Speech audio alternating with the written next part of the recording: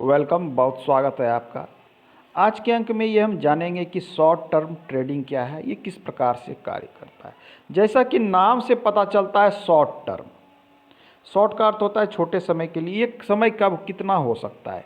ये समय 2 दिन 4 दिन का भी हो सकता है, और ये 15 दिन महीने भर का, 1 माह का भी हो सकता है, 2 माह का भी हो सकता है। इसे हम शॉर्ट टर्म कहते हैं।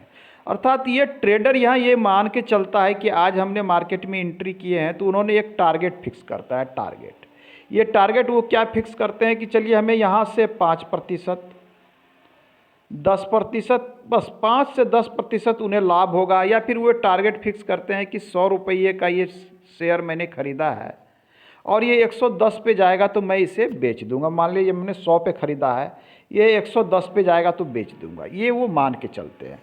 तो वो हमेशा वो करते क्या है कि 10 पे पहुंचा टारगेट, वो निकल गए, वो उनका इन्हीं कहते हैं शॉर्ट टर्म।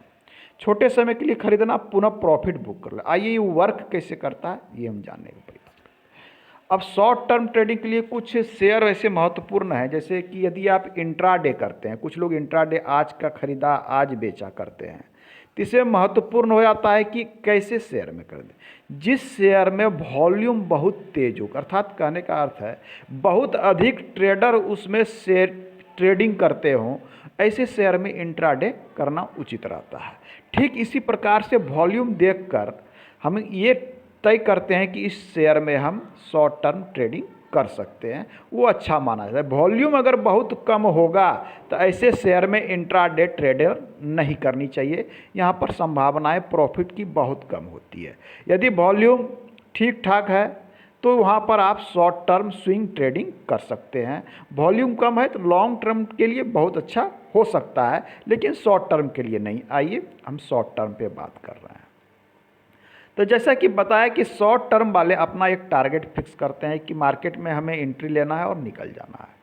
तो शॉर्ट टर्म वाले मान लिया जाए इस स्थान पे वो एंट्री करते हैं। ये स्थान हो सकता है कि 100 रुपये पर उन्होंने एक शेयर खरीदा, तो इन्होंने 100 खरीदा। तो ये अपने ग्राफ्स को देखकर, वॉल्यूम को देखकर ये तय करते हैं कि ये संभावना है कि मार्केट ऊपर जाएगी। यदि नीचे गया तो वो उन्होंने स्टॉप लॉस लगा रखा। अब स्टॉप लॉस बहुत लोग नहीं जानते होंगे, तो मैं इस पर एक वीडियो बना दूंगा। तो स्टॉप लॉस का प्रयोग अति आवश्यक है, ये आपको नुकसान से बचाता है। चलिए मैं बात कर रहा था शॉर्ट टर्म की। तो शॉर्ट टर्म पे खरीदा, जैसे ही मार्केट यहाँ से बढ़कर 110 का, यानी उन्होंने 10 रुपये का लाभ हो गया, तो वो क्या करते हैं, यहाँ पर इसे बेच दे के निकल जाते हैं। अब वो 10 से 12-15 हो जाए, इस पर वो ध्यान नहीं देते। वो ध्यान देते हैं कि हमारा जो प्रॉफिट था, हमने 10% का एक टारगेट लिया था, उस टारगेट पर वो निकल जाते हैं। तो इसे ही कहते हैं हम शॉर्ट टर्म। और कुछ लोग क्या करते हैं कि जैसे जान रहे हैं कि यहाँ से मार्केट चेंज होने वाला है, ऐसा भी करते हैं कि उन्होंने बिना टारगेट लिए शॉर्ट टर्म में एंट्री तो किया, लेकिन टारगेट नहीं लिया। अब वो ये देखने का प्रयास करते हैं कि किसी सपोर्ट लाइन पर हम ये रेसिस्टेंस लाइन पर हम इससे निकल जाएंगे। जैसे ही शेयर रेसिस्टेंस लाइन पे जाता है, वो वहाँ से क्या करते हैं, प्रॉफिट बुक करके निकल जाते हैं। अब वो प्रॉफिट बुक करने के बाद शॉर्ट सेलिंग कर देते हैं। मतलब यहाँ पे कुछ ये पहले शेयर यहाँ पर बेच देते हैं, जैसे मार्केट गिरता है खरीद लेते हैं। तो अब वो क्या करते हैं कि हर सपोर्ट लाइन पर एंट्री करते हैं। जितने भी सपोर्ट पॉइंट बनते हैं, वो हर सपोर्ट पॉइंट पर मार्केट में एंट्री कर लेते हैं, यहाँ पर, यहाँ पर, यहाँ पर। और वो हर रेसिस्टेंस लाइन पर, हर रेसिस्टेंस पॉइंट पर वो मार्केट से एग्जिट कर जाते हैं। यहाँ एग्जिट कर गया, यहाँ एग्जिट कर गया, यहाँ एग्जिट कर गया। तो इस प्रकार की स्ट्रेटेजी जो है कही जाती है शॉर्ट टर्म। तो इसमें यदि वो 10-10% का लाभ हर बार लेते हुए निकल रहे हैं, तो वो देखते हैं कि शॉर्ट टर्म वाले 4-5 महीने या 6 महीने में उन्हें 4-5 मौके ऐसे मिल जाते हैं कि वो 10% का लाभ ले लेते हैं। इसे ही शॉर्ट टर्म कहते हैं। तो आप किसी शेयर में शॉर्ट टर्म करना चाहते हैं तो कुछ सोच समझ के करना चाहिए, जिसमें कुछ चीज़ें अति महत्वपूर्ण होती है।